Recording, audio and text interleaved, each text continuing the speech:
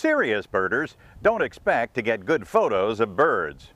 Well, sure, they perpetually hope for great pictures, but know from experience that a meeting with the new bird on one's life list can be just a glimpse and a blur in bad lighting in a dark forest. Google delivers terrific bird pictures anytime you want, but the birder on the hunt only seeks the thrill of checking off a new name. It's all on the honor system, the bird watching scorecard. But we all make the effort of attempting the shot. My camera is a no-brain Nikon Coolpix P90 with a 24x zoom. You just point and shoot.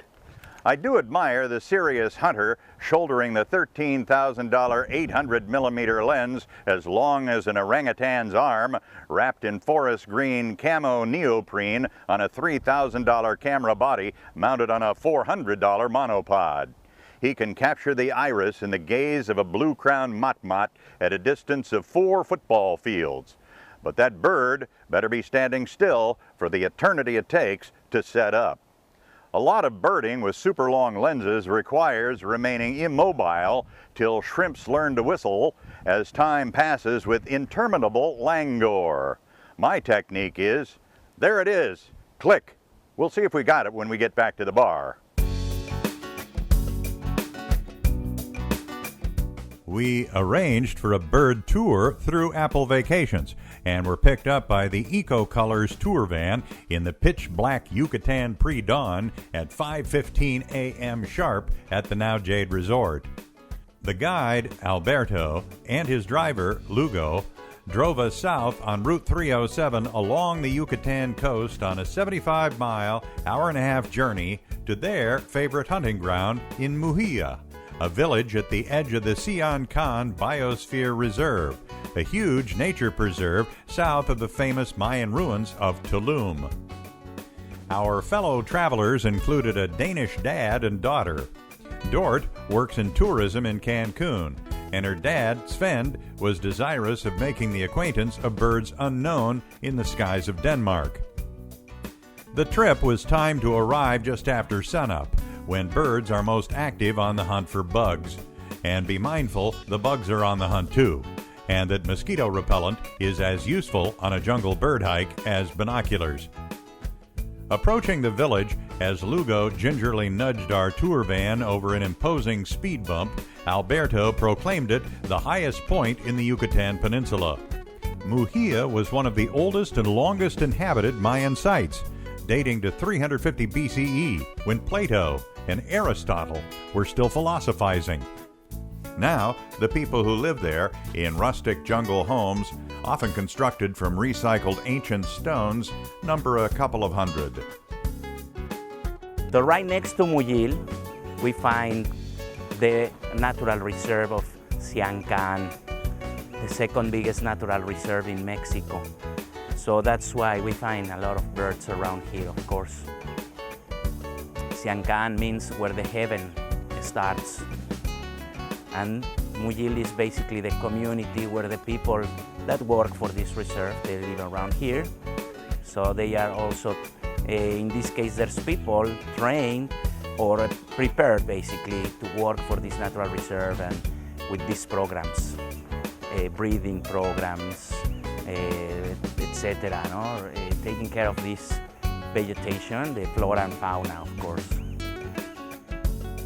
We walked from the main highway down rural roads of dirt and stone and onto jungle paths, arousing the curiosity of skinny dogs and fat hens and roosters on properties brightened by native bougainvillea and lantana and bright yellow torch Mexican sunflowers decorated with butterflies.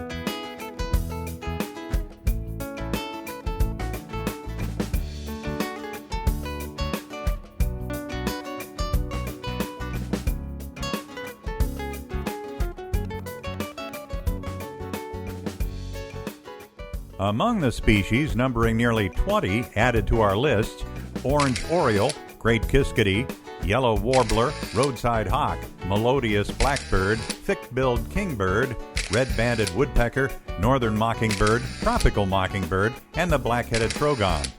And we viewed a quartet of chatty green parrots passing overhead. A local resident of the jungle, Miguel, riding his bicycle with his dog, also named Muhia, enthusiastically endorsed his home as one of the best places to find birds anywhere. In my opinion, this area, the Yucatan Peninsula in general, it should be known as one of the top birding destinations in the world, because it's a beautiful area, because it's got an incredible history, archaeology, culture, nature, the Caribbean, of course, the coast, the caves, and over 500 different species of birds to see.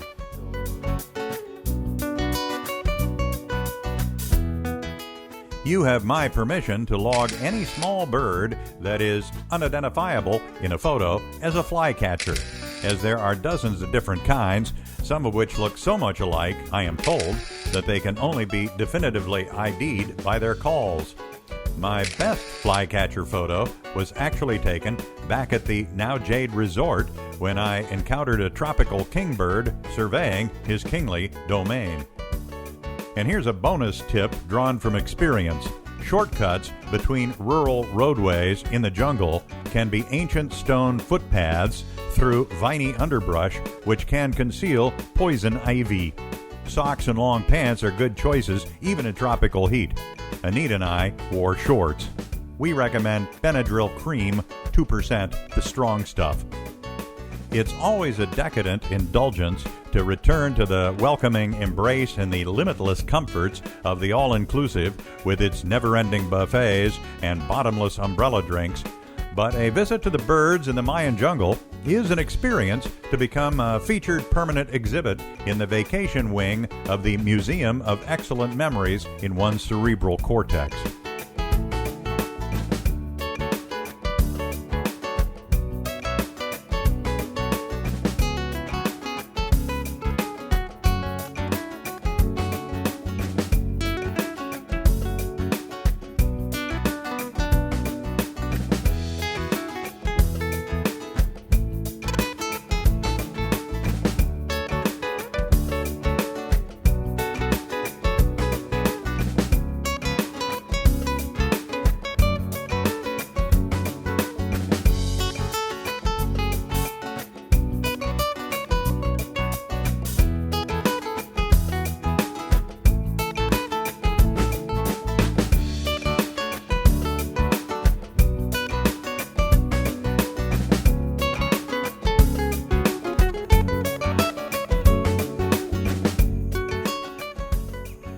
You can see the head, and there is a line like a mask.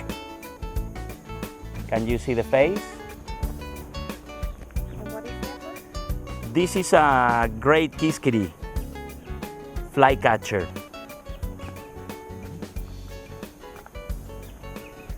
Very good. Yeah.